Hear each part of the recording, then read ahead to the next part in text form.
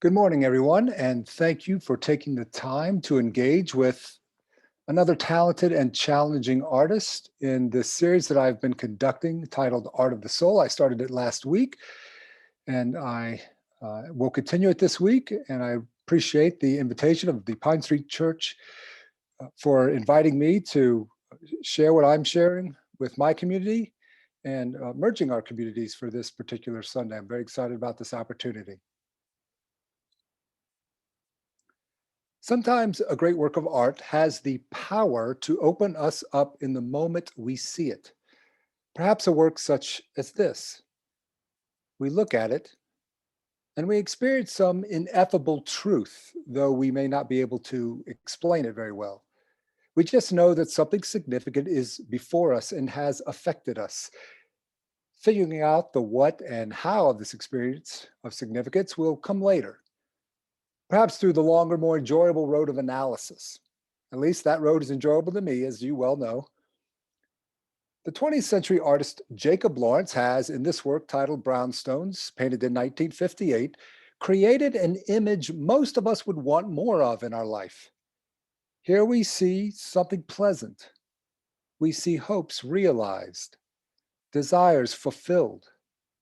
We feel the rhythm and vitality of real community. This is a neighborhood we'd all enjoy living in. But this image would not be possible without a great struggle that came before, and Jacob Lawrence painted that struggle many times. You will see some of those images of struggle in a moment. Sometimes an artist will give us not simply standalone great works of art, but a series of paintings which together constitute a great work of art. What a series does that one painting usually cannot do is give us greater perspective, a richer, deeper, broader understanding of a subject, an event, perhaps even a deeper and broader understanding of ourselves, our reality, our world. Because we are given a chapter, a whole story, not simply one scene. Sometimes a series of artworks even has the power to really change us, help us to grow into better human beings. One such series that has accomplished such a spiritual and moral feat for many is the Migration series by Jacob Lawrence. It consists of 60 panels. Now, I'm not going to show all of them to you today, but just enough to hopefully allow the story to affect a little change in us as well. For those of you not familiar with Jacob Lawrence, he was born in 1917 to parents who had migrated north for work. His parents divorced when he was young and, at the age of 13, moved with his mother and two siblings to Harlem. The Harlem Renaissance was in full swing, and there were art workshops available to him, and he was engulfed with various artistic expressions to inspire him. He immediately took to drawing and painting. For a young African American with artistic ambitions, he was in the right place at the right time. At the age of 21, he had his first solo exhibition. And at the young age of 23, he received a grant to create the work for which he is best known, the Migration series. It depicts the migration of over 1 million African Americans over 3 decades, beginning in 1910 from the South to northern industrial centers. On full and powerful display in these works were the hope, the struggle, and the resistance these people faced. Some of that resistance was violent and deadly. Lawrence chose to express the story in a primitive style rather than in a more ornate and detailed manner, which he was fully capable of. He used simple colors and shapes, believing that in telling such a story, less was more. Jacob Lawrence was an artist called, just like Bezalel of the tribe of Judah, and filled with the Spirit just like Bezalel, with ability and intelligence, with knowledge and all craftsmanship. Jacob Lawrence was guided by the great artist to create, to use his talent to express an experience, to tell a powerful story. The story he told in the Migration series is particular to a group of people. Yes, that's true, but it is also universal in that it tugs at the hearts and souls of all people who still possess a healthy conscience. Here we see people on a journey aboard a train to, hopefully, a better life. Through his paintbrush, Lawrence is not simply speaking to his own racial community, he is sending a message to all Americans. You too were once foreigners in a land not your own, but you were guided by hopes and dreams. We have those same hopes and dreams and are willing to travel long distances, work long hours for those hopes and dreams. Are we any different from you in that regard? Lawrence seems to ask through his art. When we say a blessing over a simple meal, isn't it a prayer to the same God? So hearken to the call of our common Creator and love us as you love yourself. Now, this part of the story will come as no surprise to you, I trust. Why did they leave in such large numbers? Well, life for the Southern African American at the beginning of the 20th century was extremely difficult. Forced segregation was everywhere. We've all heard about public water fountains labeled whites only. Many blacks in the South were tenant farmers who received extremely low income for very hard labor and were often treated harshly by the landowners. Not all that different, I'm afraid, from pre-emancipation days. Their children were put to heavy labor and not allowed to attend school. They were fearful to be out in public, scared to be in their own towns because they could be arrested on the slightest provocation.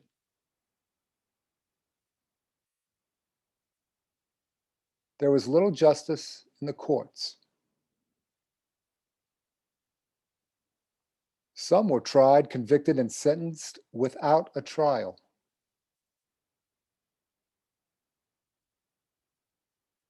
It wasn't always an easy decision to leave the South. They knew there was danger in trying to leave, and they were leaving a rural life where they were close to the earth for industrial urban centers which harbored unique threats to their quality of life. But still, many decided to leave. They left their homes, they left their families, they left their friends. They packed up whatever they could carry with them. They made their way from rural farmlands to the towns where they could board trains, paid for by northern companies as advances on future earnings. That was the only way many could afford the journey.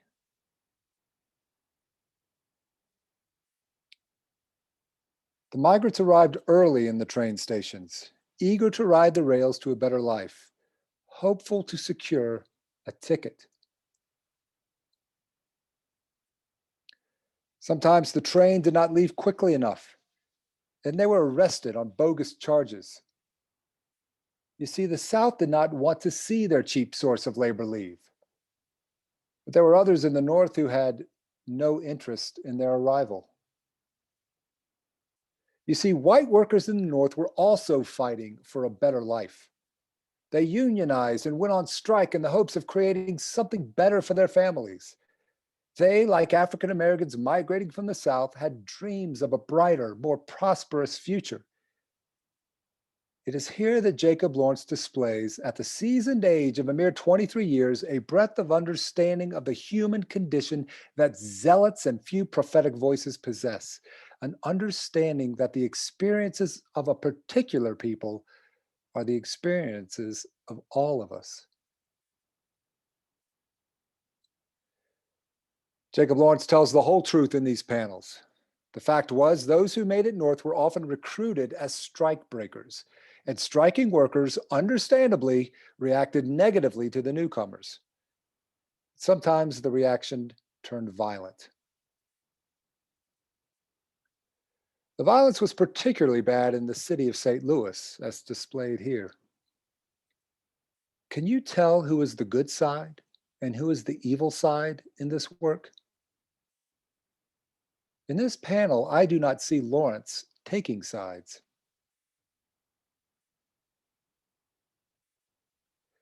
There were other problems faced, practical problems, like a housing shortage. And so migrants often had to cram into single room shacks. And because of substandard living conditions, many got sick and died.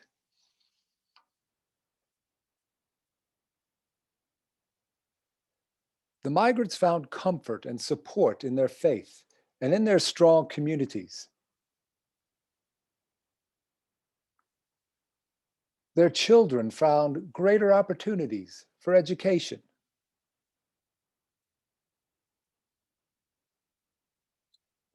In the North, they could even vote.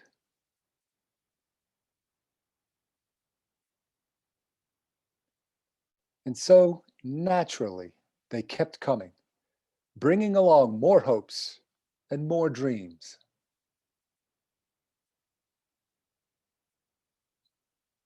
Just as writers of the Hebrew scriptures, Jacob Lawrence, through his artistic gifts, told and continues to tell a powerful story of a particular group of God's people in search of a new land, feeling called, as any of us would feel called in their circumstances, to a better way of life.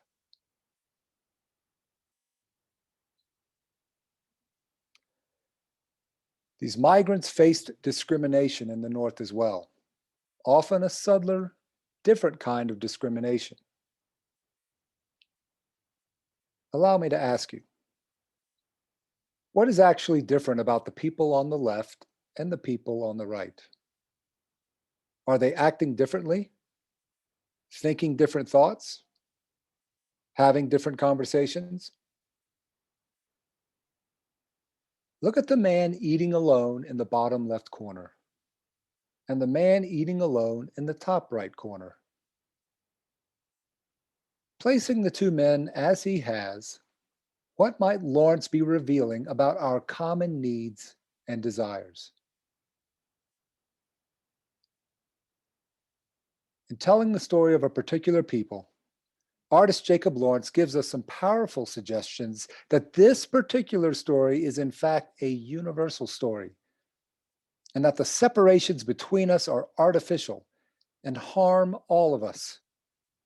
The dark and white paint used to depict any of the characters in these works could easily be replaced with pigments of brown or yellow, really any color for that matter. Though Lawrence was capable of giving us individual works of art that were powerful and moving, in the Migration series, he has given us a grand story that hopefully has expanded our capacity to feel more deeply, to feel more empathetically. Hopefully, it has helped us understand better, not just one race of people, but all races of people who share a common hope and vision for their life. Now, in this current political and cultural climate, we are encouraged to choose sides and demonize the other side. For such a time as this, we need to re-encounter the works of artists such as Jacob Lawrence, works that call us to think more broadly, to feel more deeply, and to act more graciously than perhaps we've done in the past. I want to thank you for your time this morning. And I would also like to especially thank the Phillips Collection of Washington, D.C. for not only making their images available for non-commercial educational purposes, but encouraging the use of their images for such purposes. You could see a more extensive virtual tour of this series on their website at www.phillipscollection.org. God bless.